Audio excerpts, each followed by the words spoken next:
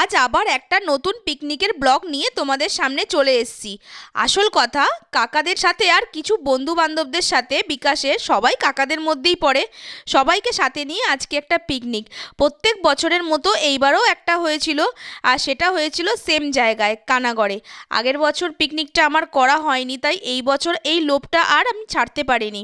আর দেখো পিকনিকে কি হচ্ছে, পিকনিকে হচ্ছে পকোড়া, তারপরে এদিকে হচ্ছে তোপসে মাছের ফ্রাই, আমুদি মাছের ফ্রাই, আর অনেক রকমের আইটেম ছিল, আর সাথে ছিল আরও অনেক রকমের রান্না। সবই তোমাদের সাথে শেয়ার করব। দেখো সবাই মিলে গল্প, আড্ডা সব কিছু নিয়েই চলছিল আমাদের এই পিকনিক। সকাল থেকে এসে সন্ধে পর্যন্ত সবাই মিলে একসাথে ঘোরাঘুরি, আনন্দ সব কিছুই করেছি। আর সাথে ছিল হচ্ছে সিম বাগান দেখা, দেখো সেটাও তোমাদেরকে দেখাচ্ছি। আসল কথা, সরস্বতী নদীর ধারে বেশ খানিকটা জায়গা জুড়ে অনেকটা শিম গাছ লাগানো ছিল।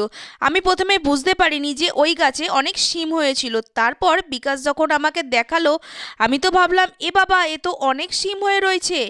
দেখে মনে হচ্ছে শিমগুলো যেন ছিঁড়ে নিয়ে একদম বাড়ি চলে যায়, কিন্তু সেখানকার যারা চাষ করছে তারা তো আমাকে আর ছেড়ে দেবে না।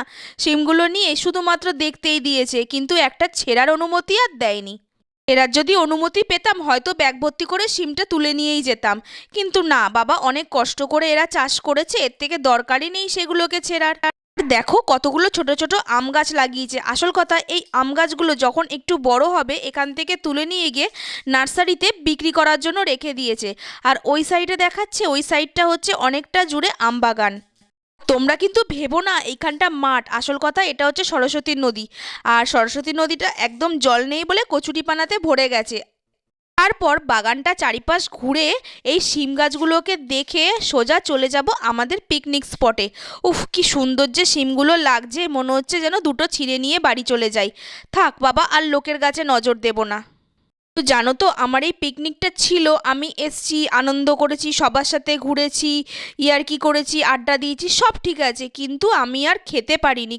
কেননা আজকে আমার ছিল নিরামিষ। আর যে নিরামিষের দিনগুলো তো আমার ননভেজ খাওয়া হয় না, তাই আর খাওয়াও হয়। এইভাবে মোটামুটি আমাদের সারা দিনটা কেটে গেল। আর ভাবছি, আর মন খারাপও লাগলো, এই দিনটা তো আর আসবে না, আবার আসবে নেক্সট ইয়ার।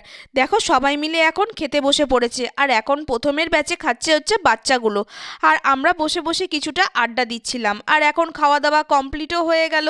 আর মাঝের ভিডিওটা আমি করতে পারিনি, কারণ আমি খাইনি তো, আর আমি ওইদিকে যাইও নি।